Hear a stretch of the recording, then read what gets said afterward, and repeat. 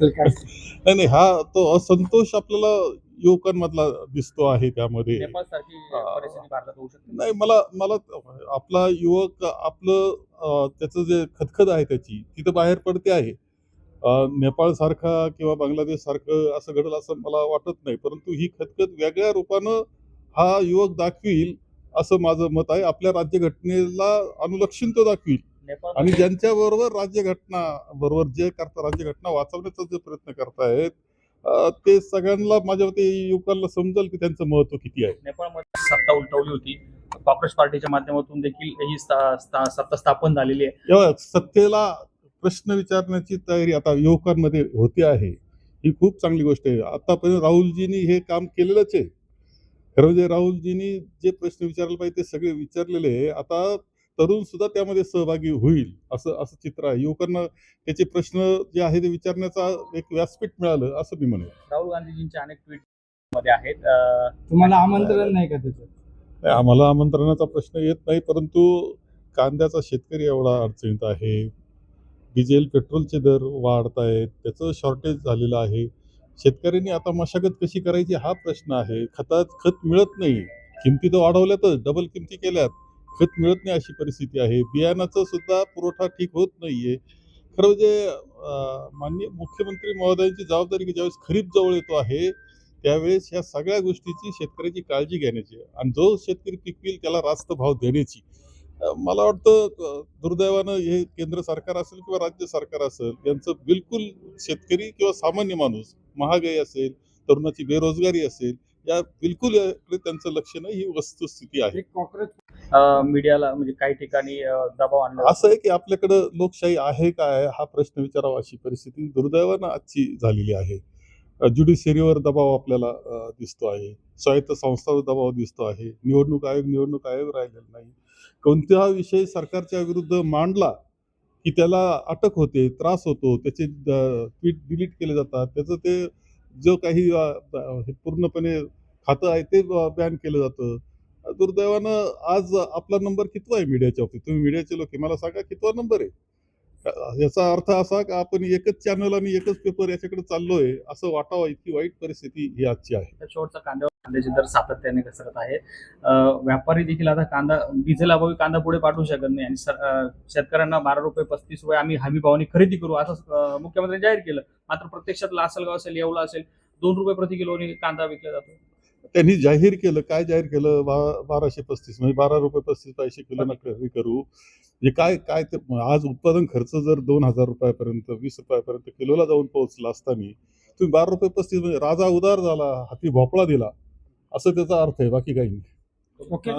किंमत दिलाय, मात्र काँग्रेसची नेते मंडळी दिसतील, येथील कार्यकर्ते येतील, सगळे येतील, कारण हा विषय जनतेचा आहे. रोहित पवारांनी घेतलेला आहे, आमच्या आघाडीच्या जे आहे आमचे त्यातल्या प्रमुख घटक ते आहेत आणि त्यांनी तो घेतलेला आहे. महत्वाचा विषय घेतलेला आहे, जीवाभावाचा विषय घेतलेला आहे आणि जो कुणी आवाज उठवील या विषयात त्याच्याकरता सहभागी झालं पाहिजे. काँग्रेस तर या विषयामध्ये अग्रेसर आहेच आहे. रोहित पवार खरंच संदर्भ प्रश्न विचारला की खरतांचा एन्काउंटर देखील होऊ शकतो, कारण की अनेक बड्या नेत्यांची नाव यामध्ये येऊ शकतं, म्हणून त्यांच्या जीविताला धोका असं रोहित पवारांनी सांगितलं.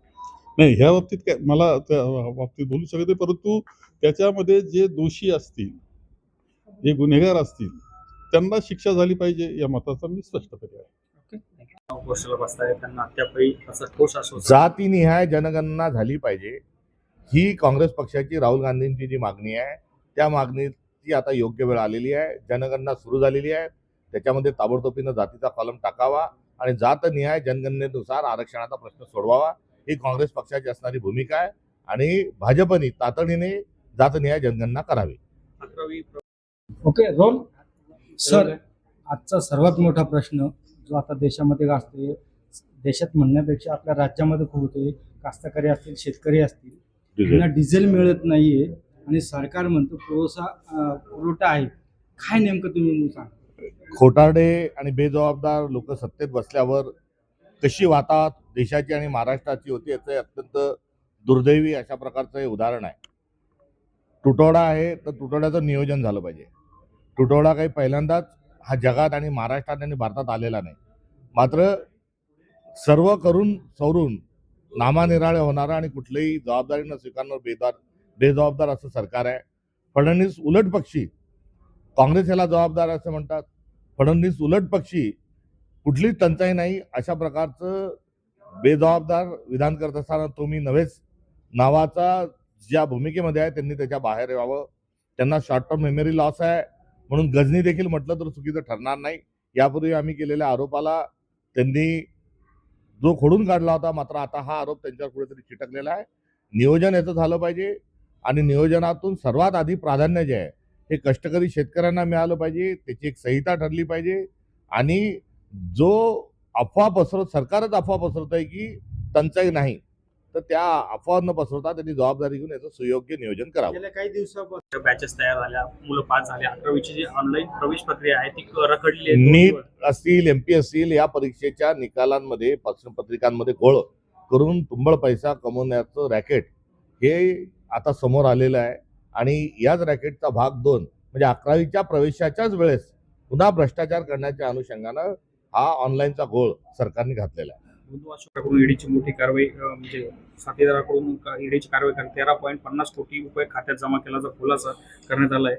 अनेक नवनवीन खुलासे बंधू अशोक खरात संदर्भात आहे. अशोक खरात जो आहे हा एक हस्तक होता आणि तो हस्तक कोणाचा होता तर सत्ताधाऱ्यांचा होता आणि सत्ताधाऱ्यांना जवळ ठेवून ते मनी लॉन्ड्रिंगचंही काम करत होते. तर दुसरीकडे अंधश्रद्धेचा प्रचार प्रसार करून भारतीय जनता पक्षाला पोषक वातावरण तयार करत होते.